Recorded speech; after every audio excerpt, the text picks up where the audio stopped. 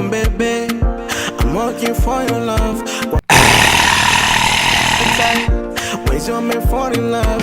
I'm falling. Bwana basi moja hii hapa na Mr. Burudani mitamboni kama kawaida, tukizidi kabisa kusonga mbele katika ya 11 episodi, tukizidi kuchapa lapa, tukizidi kusonga mbele, tukizidi kuamsha popo na Mr. Burudani, mtaasisi wa hizi kazi, mtaalamu mwenyewe bwana. Bwana kukumbusha tu, kama bado hujabinye kibata kilichoandikwa subscribe, mkibinye sasa ili tuzidi kusonga mbele.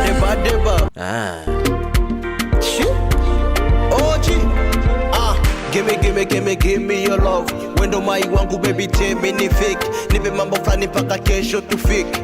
Yeah, paka kesho tu fake. I love you, te amo, te quiero. Nipe mambo flani paka wana. Bwana.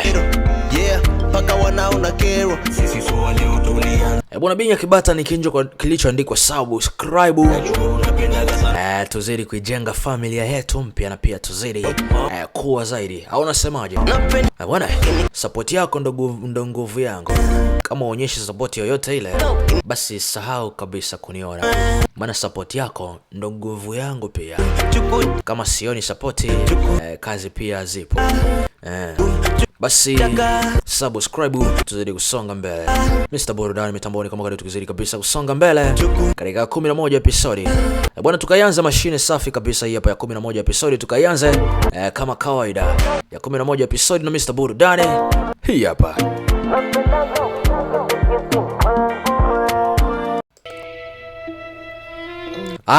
Bwana, tuanzie pale tulipoishia katika episodi ya 10. Basi hapa ni ya 11 episodi, tunaanzia pale tulipoishia.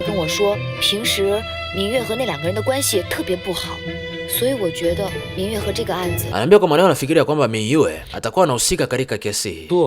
Anaambia vizuri. Inaonekana sasa hivi umeanza kufahamu ni jinsi gani ya kupeleleza. Oh, doila. Anaambia chengine pia. Anaambia nimegundua ya kwamba huyu bosi Wan Lian anapenda sana kuwagusa wanawake. Vipi? Amekusumbua? Anaambia anawezaje kunisumbua? Akinigusa mimi nitambutua tu. Anaambia vizuri. Hivyo. Akikugusa mfunze adabu. Anaambia atakaponigusa tu, yani nitampa ngumi moja mpaka atasahau ametokea wapi. Jamaa akawa na enjoy kweli. Anaambia kumbe una usubutu kama huo. Kweli unafaa kuwa askari wa polisi. Anaambia hemu ishike filimbi hii hapa. Kama utakutana chochote kile, anaambia usisahau. Ziantian atakuwa akikusubiri pale nje. Anaambia kweli, kama kuna shida yoyote ile basi ipige filimbi hiyo. Basi nitajitokeza moja kwa moja. Anaambia na chengine, inabidi uwe mtaratibu na pia ufanye kitu kwa umakini zaidi. Yani uchunguze kwa umakini zaidi. Na ikishia usalama wako utaweka mbele. Naambia kama kawa. Basi binti leo alikuja kumcheki huyu binti Mingyue. Wakuitwa Mingyue. Jixiao. Anaambia ni mimi jizi yao. Niko hapa. Anaambia nimekuandalia supu. Kwa kumakeup kwa kitu kilichotokea leo. Kwa maana hiyo ningependa unisamehe eti sikujua kama mtu makeup ile nilopaka usoni ingefanana na mtu ambaye unamfahamu. Basi binti akaingia ndani. Sasa alivozama ndani, bwana cheki. Kuna ice ziko hapa. Unaona? Na alivocheki, bwana yule binti Mingyue kauawa. Unaona? Yule binti kauawa. Baada ya pale lipigwa simu polisi, askari wa polisi walikuja moja kwa moja. Bwana, yule binti Mingyue kauawa, na kwa alivyouawa ni vile vifo vinafanana. Kifo chake kinafanana na vile vifo viwili vilivyopita. Unaona? Anaambia sasa hivi kulikuwa kuna maisi mengi yako hapa, nikayasafisha. Unawezaje kusafisha ushahidi? Ule ndio ulikuwa ushahidi eti. Unawezaje kutoa ushahidi katika sehemu ya tukio? Kumbe nimetoa ushahidi Umesafisha ushahidi. Anaambia hata hivyo pia usijali. Tunaweza tukagundua pia kupitia ushahidi mwingine ni nini chanzo cha kifo hichi. Oya, tuangalie kama kuna ushahidi mwingine basi huko ndani. Anaambia ni sawa. Sasa binti alijikuta akisafisha ushahidi na kuufuta ushahidi kabisa. Ikabidi huyu binti achekiwe vizuri. Unaona? Huyu jamaa daktari anaitwa Luo Sen. Anaambia fungieni midomo basi. Mnaweza mkakaa kimya hata japo kwa wakati. Anaambia ndio. Daktari akiwa unapeleleza maiti kama hivi, fujo haitakiwi. Kwa maana hiyo inabidi mtusubiri hapo. Anaambia basi msikilizeni kamanda na pia kuweni wazuri. Kwani wazuri, ondokeni. Wakiwa hapo, la binti Shanshan likuja. Ambia kwa nini waandishi wa habari wako hapa? Ambia hapana eti msishike picha. Msishike picha jamani. Oya, wewe binti. Usishike picha eti. Sasa mzee analinda biashara yake. Kumbuka taarifa zikitoka nje hapa, watu hawatakuwa wakija kabisa hapa. Haya basi inatosha bwana Inatosha. Usishike picha bwana. Unafikiri unategemea ukishika picha hapa biashara yangu itakuwaje? Basi binti ilibidi achukuliwa waojiwe. Anaambia Mingyue mahusiano yake pamoja na mabinti wengine yakoje? Anaambia Mingyue pamoja na mabinti hawapo sawa kabisa. Anaambia uwaga wanapigana kabisa. Yani uwaga binti wanapenda mashindano, kushindana kuhusu nani mrembo. Wakati mwingine wanapigana kabisa kwa siri na wakati mwingine wanapigana kabisa watu wakiwa wanaona. Anaambia Mingyue anakumbuka kabla hajafa alikuwa akitaja mzimu kweli. Alikuwa akitaja kwamba mzimu usinifuate. Basi huyu mama pia aliojiwa. Anaambia kwamba mimi ndo nilikuwa mwisho kumuona. Nilivyoenda chumbani kwake kumpelekea mavazi, nilimuona kabisa kwamba ubinti hakuwa sawa. Yaani alikuwa na kitu kinachomsumbua. Yaani stress zilikuwa zinamsumbua. Basi Michi akakumbuka. Anaambia nilivyoingia katika kile chumba kulikuwa kuna harufu. Ambapo harufu hiyo ilikuwa ni harufu ya ajabu kweli. Na harufu hiyo kupata kupotea kwa maana madirisha alikuwa akifungwa. Kwa maana nikafungua dirisha ili kuhakikisha kwamba harufu ile inatoka nje. Anaambia vipi harufu hiyo ni ya Mingyue? Anaambia hapana, niliwahi kumkaribia yule binti. Harufu yake sio ile ilikuwa ikinuka pale ndani. Anaambia Kamanda Zen. Anaambia sina chochote kile cha kukueleza eti. Anaambia usijali, mimi na maswali kidogo nataka nikuulize. Nifuate. Anaambia sasa hivi tu nimemwona huyu binti jizi yao. Alikuwa hapa. Kwa nini yuko hapa? Huyu binti jizi yao. Labda pengine amepata kazi, anafanya kazi hapa. Lakini mume wake ndo amefariki muda si mrefu. Anawezaje kuja katika sehemu kama hii na kufanya kazi? Anaambia hayo mambo hayanihusu eti. Oya, Danli, mshindikiza binti nyumbani. Nitaenda peke yangu na gari langu peke yangu. Basi tuongee wakati mwingine. Kwa herini. Binti aliondoka pale.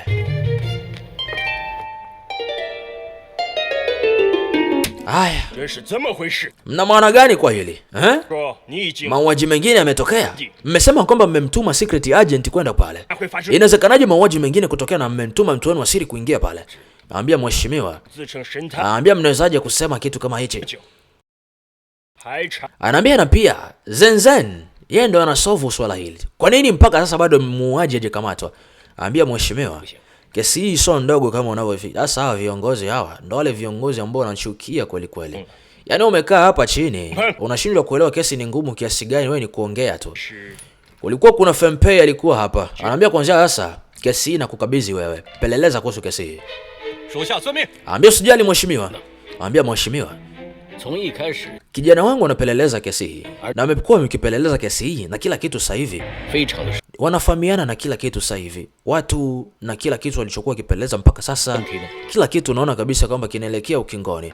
Lakini hata hivyo, kama utabadilisha watu kama hivi mheshimiwa, unaonaje? Unaona kama haoni kabisa kwamba hii itakuwa. Anaambia mheshimiwa, usijali, nitasolve kesi hiyo ndani ya siku 5. Hapana, siku 3. Hapana. Ndani ya siku 3 nitakuwa tayari nimesolve kesi hiyo. Una uhakika? Anaambia una uhakika siku 3? Bila shaka mheshimiwa, siku 3 nitakuwa nimesolve kesi hiyo. Anaambia oya, Yampei au Fempei. Anaambia usisahau, kesi hii sio ndogo kama unavyofikiria. Hata hivyo pia usichukue mtu ambaye hajafanya mauaji na kumzingizia mtu huyo, maana nakufahamu. Hata hivyo pia ukimzingizia mtu, afu mauaji kama hayo yakitokea tena hapa mjini, kituo chetu cha polisi kitaonekana kama ni kituko hapa mjini. Na baada ya hapo watu watatusema sana huko nje. Anaambia mheshimiwa. Hata hivyo pia mimi na neno pale kituoni cha polisi. Kwa maana nahakikisha kwamba tutasolve kesi hiyo ndani ya siku 5. Anaambia hapana. Naomba siku 3 muwe tayari mmesolve kesi hiyo. Anaambia baada ya hapo inabidi kesi yani kila kitu kijulikane. Anaambia haina shida mheshimiwa. Takisha kwamba kila kitu kinakaa sawa, au kila kitu kinakaa fresh. Mzee alipewa muda wa kupeleleza kesi ile.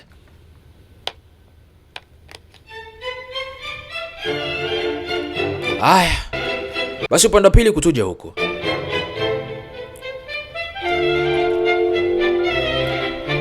Lao Se pamoja na jamaa kwa Zenzeo walikuwa huko.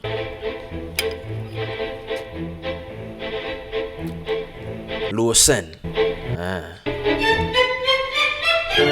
Jamaa akawa hapa sana, mshanga huyu anafanya kitu gani huyu? Au itakuwa kachanganikiwa huyu. Jamaa anamshangaa, "Oya, wewe una enjoy kufanya hivyo?" Anaambia, "Shh. Haya basi, endelea." Ikambidi amwache endelee. Aendelee kufanya uchunguzi wake. Haya. Basi akawa anamcheki huyu binti. Jamaa unaambua ni professional. Anavyomcheki kama hivi, unaambua kuna kama kitu hivi anaona hivi. Naambua watu kama hao ndio tunawahitaji kwenye nchi. Naambua unachunguza kama hivi, unaona kila kitu, unashuhudia muuaji nani na maya afanya muuaji nani na kwa gerezani. Au sio? Anaambia kuona mchoro ulioko shingoni kama hivi, huyu binti itakuwa kanyongwa na kamba ile ile ambayo mwanyonga au mabinti waliopita.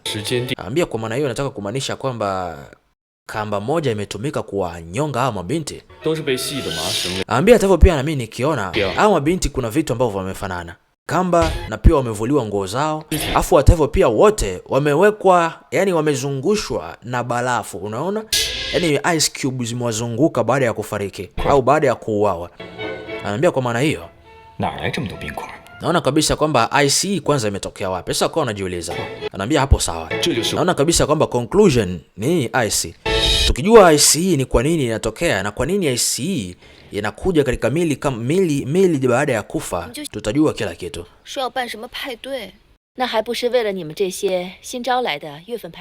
Anaambia usijali. Sherehe hii ambayo inaandaliwa na mheshimiwa ni kwamba ni sherehe ya kukukaribisha wewe binti mpya ambaye umeingia hapa. Anaambia hata hivyo pia usijali eti.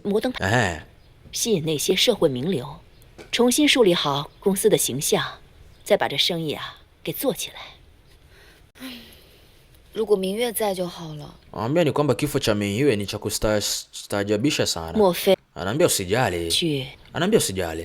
Hata hivyo pia wewe uwezi ukaguswa eti. Maana mabinti wanaouawa hapa kwetu ni mabinti wenye sura nzuri tu. Kwa maana hiyo mimi nitaishi milele, si ndio? Basi wako wanacheka pale.